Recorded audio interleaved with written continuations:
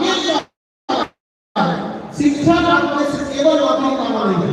जब ये हो जाए तो इस शिक्षा के बल पर आप एक अपना बढ़िया से कोई एंटरप्रेन्योरशिप, कोई उद्यमी, कोई व्यापार, कोई बढ़िया बिजनेस करके और उसमें उन लोगों को नौकरी दीजिएगा जो नहीं पढ़ सकते। केवल आप अपना पढ़ के लोग आपका जीवन पूरा वो 140 करोड़ हिंदुस्तान वाले किसके भरोसे चलोगे? अरे वो अपने देश का है, तुम्हें क्या करना है? शिक्षा लेके अपने से बढ़ाना है।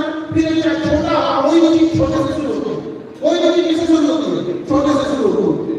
उसमें आप उन लोगों को रोजगार देगा छोटे मोटे काम करने के लिए दूसरे राज्य में भटकते हैं। कम से कम जीविका चलाने के लिए अपना राज्य में छोड़ना पड़े।